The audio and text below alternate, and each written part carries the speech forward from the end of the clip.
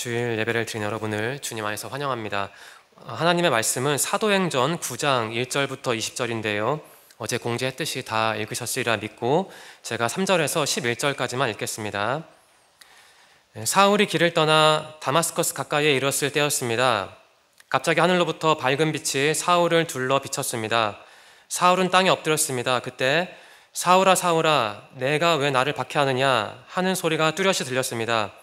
사울은 주님은 누구십니까? 라고 물었습니다. 나는 내가 박해하는 예수다. 일어나 성으로 들어가거라. 내가 해야 할 일을 일러줄 사람이 있을 것이다. 라는 목소리가 들렸습니다.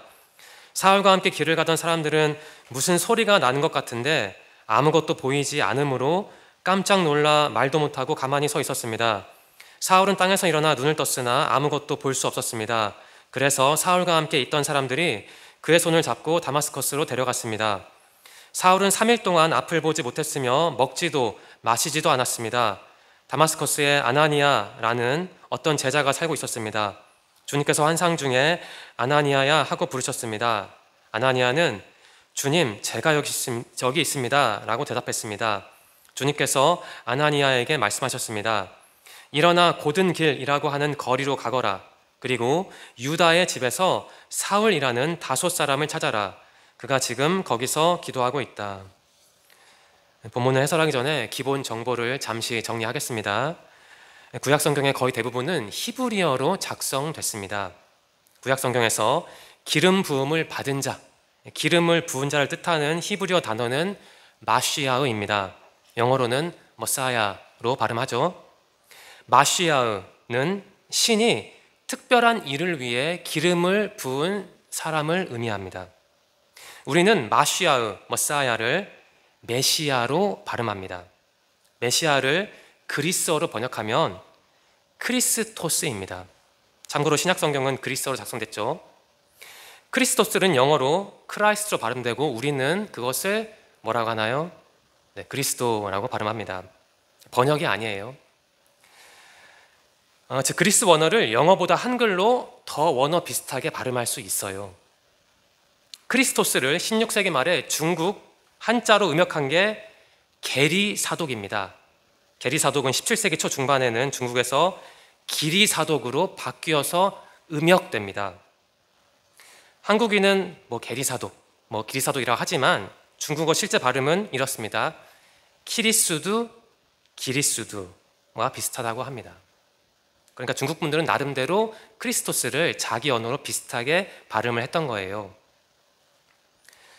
1700년경에 기리수두가 축약이 됩니다. 기수두로 축약이 되고 몇 년 후에는 첫 글자와 마지막 글자로 합쳐져 축약이 되죠. 그게 바로 기두입니다. 기두, 한글 발음으로 기독이죠. 이후에 중국 천주교와 개신교가 이 기두에 종교를 뜻하는 갸오를 붙여 기두갸오가 됩니다. 기두갸오, 우리 발음으로 기독교죠. 크리스토스를 음역한 게 기리사독이라는 말씀을 앞서 드렸잖아요. 조선시대 사람들은 우리가 기독교라고 부르는 것을 당시에 기리사독교로 불렀습니다. 어느 시점부터 우리 선조는 기독교라는 축약어를 썼겠죠. 우리가 당연한 듯이 사용하는 이 단어 기독교에는 그러한 역사가 담겨 있습니다. 기독교가 중국에 먼저 전파됐고 당시 조선은 한자 문화권이었던 탓에 우리 조상은 문화적, 언어적 영향을 받은 겁니다. 크리스토스는 한글로 거의 비슷하게 발음할 수 있어요. 그리스도로 발음할 수 있죠. 더불어 앞서 말씀드린 역사를 고려하면 기독교보다는 그리스도교라고 하는 게 더 자연스럽습니다. 마찬가지로 기독교인보다는 그리스도인 혹은 그리스도교인이라고 하는 게 더 자연스럽죠. 예수 그리스도를 믿는 사람들, 즉 그리스도인들의 신앙 전통이 그리스도교입니다. 그리스도교의 시작은 사실 유대교에 속한 작은 단체였어요. 유대교는 유대인들의 민족 종교죠. 제가 설교 시간에 여러 번 설명했는데요. BC 587년에 이 남쪽 왕국이 바벨론에게 망하잖아요. 그리고 BC 539년에 페르시아가, 그러니까 이란이 그 바벨론을 무너뜨립니다. 그래서 페르시아 왕의 명령으로 이듬해 이스라엘 민족은 고국으로 돌아왔죠. 약 20년 후에 그 사람들은 예루살렘의 성전을 재건했습니다. 그 성전을 중심으로 존속한 종교가 유대교입니다. 유대인들은 아시다시피 하나님을 유일신으로 섬기죠. 예수님의 제자들도 오늘 말씀에 나오는 바울, 사울도 유대인이었죠. 예수님도 유대인이었어요. 오늘날 우리가 그리스도인들이라고 부르는 사람들의 선조는 유대인들이었던 겁니다. 그런데 우리 선조는 정통 유대인들과는 달랐습니다. 그분들은 예수 그리스도도 하나님으로 믿은 분들이었죠. 우리처럼요. 예수님이 구약에 예언된 기름 부은 자, 즉 메시아 그리스도라고 믿었던 분들이었습니다. 정통 유대인들, 그러니까 하나님만을 섬기던 정통 유대인들은 그러한 변형 유대인들, 즉 그리스도인들에게 끝내 결별을 선언하죠. AD 90년경입니다. 그 이후에 그리스도교는 때로는 쪼개지면서 때로는 연합하면서 발전해 왔습니다. 현재 그리스도교는 세 종파가 있죠. 로마 가톨릭 교회, 우리가 그냥 천주교라고 하죠. 그리고 우리 개신교, 그리고 정교회가 있습니다. 총 신자 수는 23억 명 정도입니다. 이러한 그리스도교의 시작과 발전에서 정말 가장 핵심적인 인물이 우리가 바울 혹은 사울이라고 부르는 사람입니다. 바울은 당시 로마 제국의 속주였던 길리기아 다소에서 태어났습니다. 오늘날 튀르키예 동남부에 있습니다. 바울의 히브리어 이름은 사울인데요. 우리는 그냥 바울이라고 부르지만 그리스어로는 파울로스입니다. 참고로 신약성경은 그리스어로 작성이 됐죠. 신약의 배경인 로마 제국의 공용어는 라틴어였습니다. 하지만 로마 제국은 자신들이 점령했던 그리스 제국의 언어, 그리스어도 사용을 허락했습니다. 대신 문화적, 일상적, 학문적 언어로만 사용을 했죠. 허락을 했죠. 바울, 즉 파울로스는 라틴어 파울루스를 그리스어로 발음한 겁니다. 이 바울이라는 이름은 작은 자라는 뜻과 관련되고 사울이라는 이름은 요청받은 자를 의미합니다. 논쟁이 있죠. 사울에서 바울이 된 것이다. 아니다. 이름을 사울, 바울 두 개 썼다. 이런 논쟁이 있는데 오늘 우리가 집중할 논쟁은 아닙니다. 오늘 설교에서는 저는 사울이라는 이름을 사용하겠습니다. 사울은 AD 5년경에 태어나 64년 혹은 67년경에 사망한 것으로 알려져 있습니다.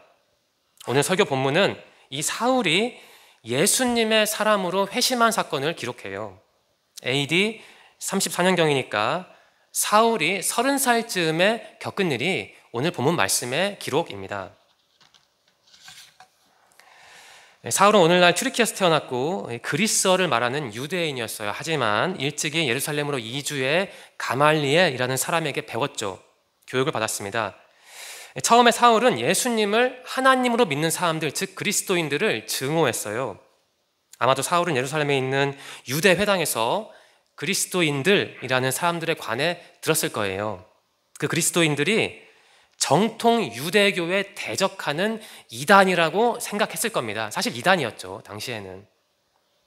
1절 말씀은 기록합니다. 사울은 여전히 주님의 제자들을 죽이겠다는 생각으로 그들을 위협하고 있었습니다. 라는 기록이 있네요. 이제 이 말씀의 배경이 이해되실 겁니다. 그처럼 살벌한 눈빛과 음성을 가진 사울은 대제사장에게 요청을 하죠. 어떤 요청인가요? 다마스커스에 있는 여러 회당에 보내는 편지를 써달라고 요청해요. 사울은 그 편지에 무슨 내용을 담으려고 했을까요? 여기서 편지는 그냥 일반적인 편지가 아니라 공문인데요. 당시 종교 지도자들의 명의로 작성된 권위 있는 문서였습니다. 그 편지에 담을 내용은 이겁니다. 예수 그리스도를 믿는 자들은 남자든 여자든 가리지 않고 다 잡아서 예루살렘으로 압송하겠다는 거예요. 재판에 넘기겠다는 거죠. 그러니까 예수를 하나님으로 믿는 사람들은 가만두지 않겠다는 겁니다. 사울은 그러한 공문을 다마스커스에 있는 여러 회당에 보내려고 했습니다. 다마스커스, 우리는 흔히 다메섹으로 알고 있죠. 오늘날 시리아의 수도인데 예루살렘 북동쪽으로 약 240km 정도 떨어져 있습니다. 당시 다마스커스에는 많은 유대인이 이민해 살고 있었어요. 그곳에는 유대인들의 예배당인 회당도 있었죠. 이 사울 당시에 다마스커스에 살던 유대인들의 수는 약 5만 명이었고 회당 수는 30개였다고 합니다. 그리스도인들은 박해를 피해서 예루살렘에서 다마스커스로 이주를 했던 거예요. 그런데 사울은 바로 그 다마스커스로 가서 그 유대인들을 핍박하려고 했던 것이죠. 그리스도인들을 핍박하려고 했던 것이죠. 그리스도인들을 잡아 죽이려는 사울, 그가 다마스커스로 가는 길에 어떤 일을 겪습니다. 갑자기 밝은 빛이 하늘에서 비추더니 자기를 둘러싸는 거예요. 그래서 엎드려져 땅에 사울은 그때 어떤 음성이 들려옵니다. 사울아 사울아 너는 왜 나를 박해하느냐? 라는 음성이었죠. 사울은 질문합니다. 주님은 누구십니까? 라고 질문을 하죠. 대답을 듣게 됩니다. 나는 사울 내가 박해하는 예수다. 이런 음성을 듣습니다. 사울은 예수님의 음성을 들은 거죠. 그러니까 예수님을 만난 거예요. 반복하면 다마스커스는 예루살렘에서 약 240km 떨어져 있었습니다. 말을 타고 간다면 3일 정도, 만일 사울이 걸어갔다면 거의 일주일이 걸리는 여행길이었어요. 사울은 목적지에 가까이 이르렀을 때 예수님을 만났던 거예요. 사울은 목적지로 향하면서 아마 열정을 품었을 것 같아요. 예수 믿는 놈들은 잡아서 법정으로 끌고 가겠다라는 열정이었겠죠. 아마 그 열정은 목적지가 가까워올수록 더욱 타올랐을 거예요. 그처럼 마음이 한참 뜨거울 때 사울은 예수님을 만난 거예요. 정확히 말하면 예수님이 사울에게 오셨죠. 질문을 한 가지 드리겠습니다. 여러분이 사울처럼 예수님을 만난 적은 언제입니까? 지금 사울은 회심하기 직전이에요. 흔한 말로 아침이 밝기 전 새벽의 어둠이 가장 어둡다고 하는데 사울은 지금 영적으로 가장 어두운 상태에 있습니다. 그리스도인들을 체포하려고 살기등등한 사람이 사울이었죠. 당시 그리스도인들은 사울을 두려워했어요. 아마 사울을 저격하려는 강성파 그리스도인들이 있었을지도 모르겠습니다. 아무튼 사울은 그냥 징글징글한 인물이었을 거예요. 그런데 예수님은 그러한 사울에게 오셨어요. 저는 앞서 이런 질문을 드렸습니다. 여러분이 사울처럼 예수님을 만난 적은 언제입니까? 라는 질문을 드렸습니다. 사울이 어떤 인간인지 다 들어왔는데 그 질문이 여러분의 마음을 혹시 아프게 할 수도 있겠는데요. 하지만 저는 여러분을 저격하는 건 물론 아닙니다. 저는 여러분이 사울처럼 엇나간 사람이라고 주장하는 것도 아닙니다. 다만 우리도, 저와 여러분도 때로는 사울처럼 주님에게서 멀어지지 않나 라는 점을 말씀드리는 겁니다. 본론으로 돌아오겠습니다. 사울에게 나타나신 예수님은 그에게 다마스커스 시내로 가라고 말씀하십니다. 그곳에서 어떤 사람을 만나게 될 것이라는 말씀도 더불어 예수님은 하셨죠. 하지만 사울과 동행했던 사람들은 무슨 소리는 들었는데 아무것도 볼 수가 없었대요. 그래서 그 사람들은 놀라서 침묵했고 그냥 가만히 그 자리에 서 있었대요. 사울이 예수님을 만난 사건은 환상이 아닙니다. 그것을 어떻게 알 수 있나요? 방금 전에 말씀드린 내용이 그것을 증명합니다. 사울과 동행하던 사람들이 있었어요. 그 사람들은 분명히 무슨 소리는 들었는데 예수님의 음성이죠. 그런데 예수님의 음성을 이해하지는 못했대요.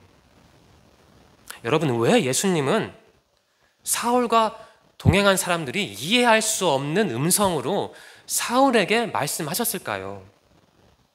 그 자리에 있는 모든 사람 앞에서, 사울과 함께 동행한 사람들 앞에서 이렇게 말씀하실 수도 있었거든요. 사울, 너는 나를 핍박하는 참 몹쓸 인간이다. 회개하라. 이렇게 말씀하실 수도 있었을 텐데 왜 주님은 사울만 알아들을 수 있는 음성으로 말씀하셨을까요? 생각해 보신 적이 있습니까? 혹시 주님은 그날 사울에게 인격적으로 다가가신 게 아닐까요? 여러분은 어떻게 생각하십니까? 그처럼 예수님을 만난 사울은 땅에서 일어나 눈을 떴습니다. 하지만 아무것도 볼 수가 없었어요. 그래서 동행했던 사람들이 사울을 잡고 데리고 목적지, 그러니까 다마스커스로 향합니다. 사울은 3일 동안 앞을 볼 수 없었습니다. 먹고 마시지도 못했습니다. 그 이유가 무엇이었을까요? 앞을 못 봐도 먹을 수는 있었을 텐데 그 이유가 무엇이라고 생각하십니까? 간단합니다. 충격 때문에 먹고 마실 수도 없었어요. 사울에게는 그리스도인들을 핍박하는 게 최고의 신앙, 표현이 그렇습니다만 최고의 신앙이었을 거예요. 그것이 그러니까 그리스도인들을 핍박하는 게, 잡아 죽이는 게 사울 인생에서 최고의 목적이었을 거예요.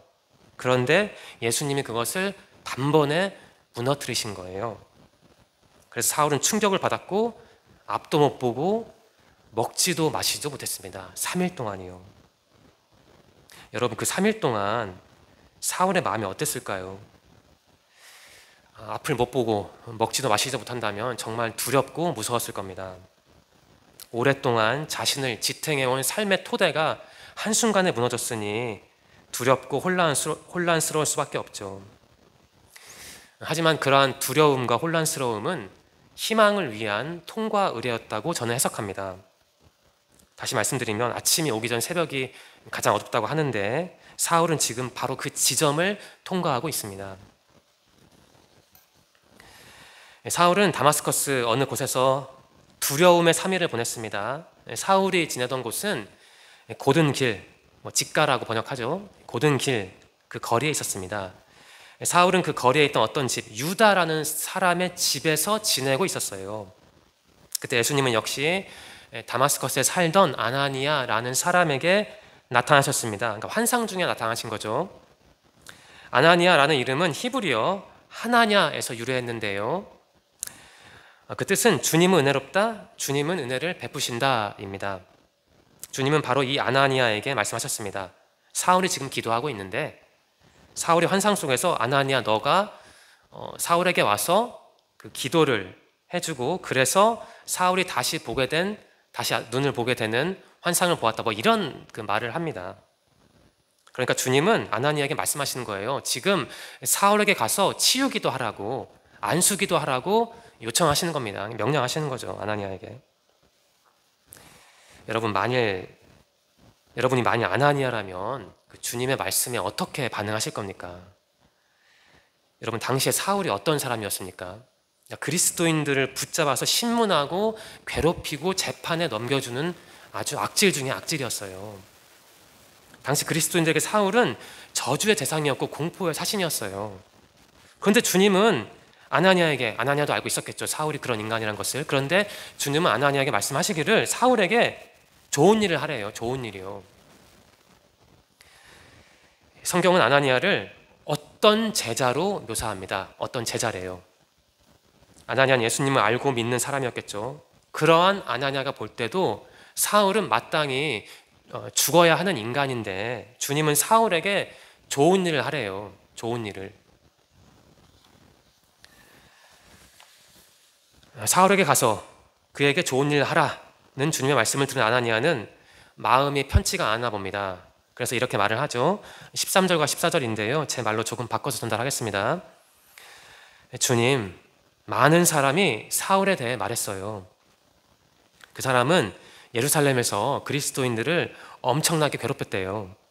뿐만 아니라 그 사람은 높은 사람들에게 권한도 받았대요. 그리스도인들을 체포해 압송하라는 권한을요.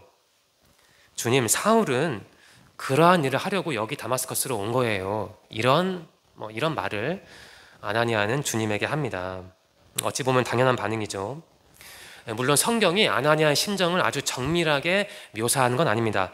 13절과 14절에 기록된 아나니아의 말은 언뜻 중립적으로 보이기도 합니다. 하지만 아나니아도 사람인데 그 말의 이면에는 어떤 증오와 두려움이 있지 않았겠어요.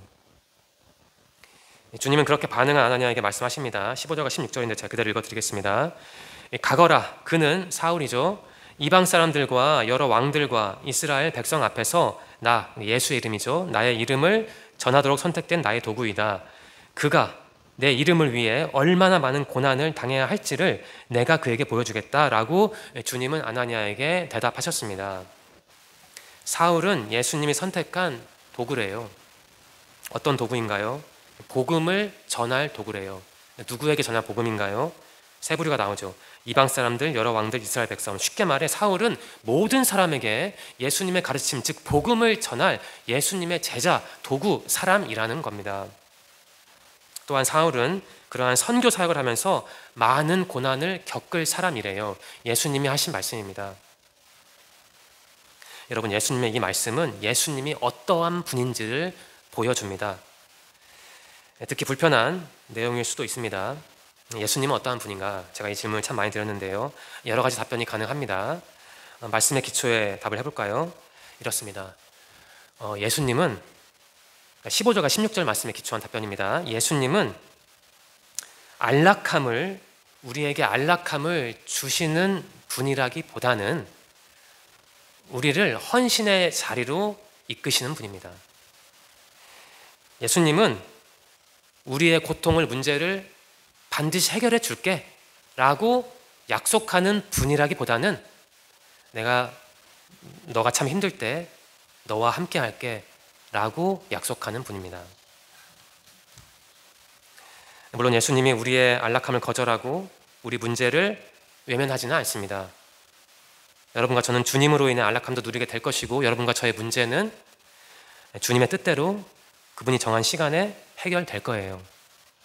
여러분과 저는 주님에게 복을 받고 있고 앞으로도 복을 분명히 받을 겁니다.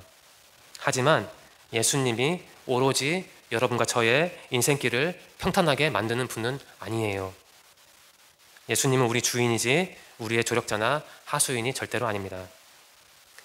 당연한 말인데요, 교역자로서 말씀드리기가 참 부담스럽기도 합니다. 오해가 없기를 바랍니다. 본문으로 돌아오겠습니다. 주님의 말씀을 들은, 그러니까 사울은 내가 선택한 나의 종, 나의 사람, 나의 도구다 라는 말씀을 들은 아나니아는 사울에게 갔습니다. 그리고 사울에게 안수를 하죠. 이런 말을 합니다. 17절인데요. 예수님이 자신을 이곳으로 보내셨대요. 예수님이 나 아나니아를 통해 사울 당신을 치유하고 성령으로 충만하게 만드시겠다는 겁니다. 그런데 아나니아가 사울을 처음으로 만나서 얘기할 때 이렇게 인사를 하죠. 굉장히 중요한 부분인데요. 이렇게 말합니다. 사울 형제여 라고 인사를 해요. 아나니아는 사울이 어떠한 인간인지 알고 있었는데, 그 사울의 폭력성을 알고 있었는데, 그래서 사울을 만나는 게 좀 힘들었을 텐데도 사울 아저씨 저기요 이보세요가 아니고 사울 형제여 라고 인사를 했어요. 사울 형제여. 간단한 인사이지만 중요한 교훈이 담겨 있습니다. 어떤 교훈일까요? 이렇게 정리하겠습니다. 아무리 내가 싫어하는 사람이라도 주님이 내가 그 사람과 함께 하기를 원하시면 나는 그 사람을 품어야 합니다. 적어도 품으려고 노력은 해야 합니다. 저는 교역자이지만 아직 그 모든 사람을 품은 만큼 마음이 넓지는 않습니다. 물론 노력을 하고 있습니다. 제 나름대로 힘들지만 그럼에도 저는 여전히 부족한 사람입니다. 그런 제가 소위 이웃사랑을 강조하는 게 좀 위선적으로 보일 것 같기는 합니다. 여러분에게 아나니아의 인사, 사울 형제라는 인사는 어떻게 다가옵니까? 아나니아는 진심으로 인사했어요. 사울 형제여라고요. 주님은 그런 아나니아를 통해 사울에게 사랑을 주셨죠. 그러자 어떤 일이 일어났습니까? 사울이 다시 보게 되었습니다. 그 다음에 세례를 받았죠. 완전히 새로운 사람이 됐어요. 주님을 오해하던 사람이 주님을 섬기게 된 겁니다. 주님께 등 돌렸던 사람이 주님을 마주보게 된 겁니다. 사울은 주님이 어떠한 분인지 그날 깨달았던 거예요. 바로 이것이 오늘 설교의 주제인 핵심인 회심입니다.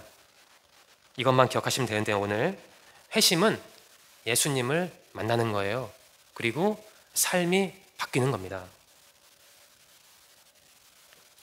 이제 회심한 사울은 복음을 전하기 시작합니다. 이렇게 선포하네요. 예수님은 하나님의 아들입니다 라고 선포하기 시작합니다.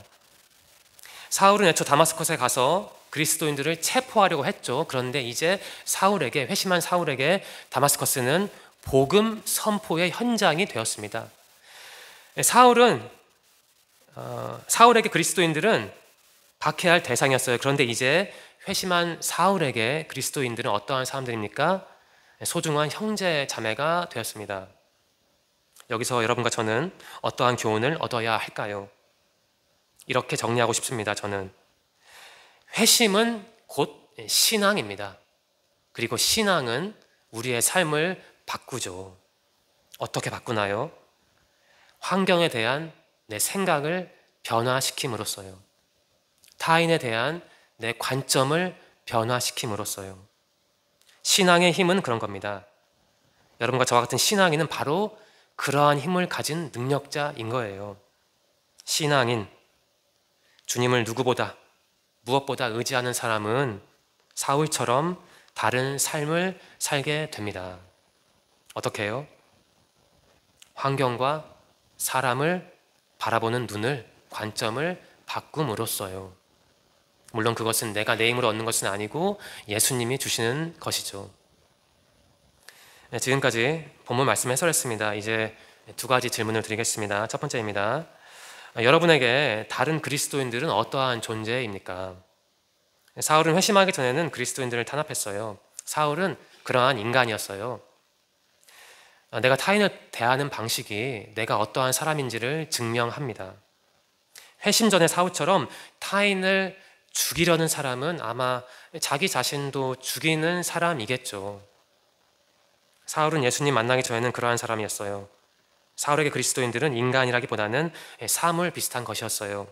내 마음대로 도구화하고 주제화하며 선별하여 분류해 처리할 사물 같은 것이었죠. 여러분에게 옆자리에 있는 형제 자매는 어떠한 존재입니까? 이게 첫 번째 질문입니다. 이제 두 번째 질문을 드리겠습니다. 좀 불편한 질문인데요. 오해는 하지 마시고, 제가 특정인을 저격하는 건 아니고요. 교역자로서 드릴 말씀을 드리는 거니까 오해 없으시길 바랍니다. 여러분이 싫어하는 사람에게 먼저 손을 내민 적이 있나요? 손을 내밀고 있습니까? 손을 내밀 수 있습니까? 아나니아는 사울을 좋아하진 않았겠죠. 싫어했을 거예요. 하지만 주님은 아나니아에게 사울이 어떠한 존재인지 말씀하셨죠. 그래서 아나니아는 마음을 바꿨을 거예요. 마음을 바꿨으니까 사울 형제라고 인사를 하지, 마음도 안 바꾸고 어떻게 주님의 제자라는 사람이 연기를 하겠어요. 아나니아가 사울을 처음 만났을 때 사울 형제여라고 인사했습니다. 형식적인 인사가 아니었고 사울 형제여는 진심으로 한 인사였어요. 여러분은 주님이 원하시면 껄끄러운 사람들을 반갑게 대할 수 있나요? 저는 아직 부족해서 그렇게 매번 하지는 못합니다. 가끔은 하긴 하는데요. 매번은 못합니다. 예전보다 개선은 됐지만 그 노력은 하고 있지만 저는 여전히 부족합니다. 여러분은 저보다는 성숙한 그리스도인이라고 생각합니다. 설교를 마치겠습니다. 오늘 우리는 회심한 사울을 만났습니다. 회심이 무엇인지 배웠습니다. 회심한 사람은 어떻게 말하고 행동해야 하는지도 알게 되었습니다. 다시 정리하겠습니다. 꼭 기억하시기 바랍니다. 회심은 예수님을 만나는 거예요. 그리고 삶을 바꾸는 겁니다. 여러분은 회심을 하셨습니까? 이제 한 줄 나눔을 하겠습니다. 조광수 목사가 여러분에게 드린 첫 번째 한 줄 나눔이네요. 바로 이겁니다. 예수님은 하나님의 아들입니다. 회심한 사울이 한 말이죠. 회심한 사람이 한 말입니다. 사울에게 예수님은 그러한 분이었어요. 그렇다면 회심한 여러분에게 예수님은 어떠한 존재입니까? 이 질문을 참 많이 드리네요, 제가. 예수님은 여러분에게 어떠한 존재입니까? 주님은 이 자리에서 예배드린 여러분에게 어떠한 분인가요? 기도드리겠습니다. 하나님 감사합니다. 우리가 주님의 사람이어서 감사합니다. 성경을 통해 주님을 향한 믿음을 새롭게 하시니 감사합니다. 하나님, 회심한 사울처럼 우리도 주님을 만나기를 소망합니다. 주님을 아는 데서 멈추지 말고 주님만을 믿고 싶습니다. 오늘 주신 말씀을 발판 삼아 우리 모두가 좀 더 성숙한 신앙인으로 살 수 있도록 우리의 마음과 말과 행동을 변화시켜 주세요. 새로운 일주일이 우리를 기다립니다. 이번 주에도 말씀과 기도로 승리하기를 소망합니다. 다음 주에는 오늘 이 자리에 나오지 못한 분들과 함께 예배드릴 수 있도록 인도해 주세요. 예수님의 이름으로 감사하며 기도드립니다. 아멘.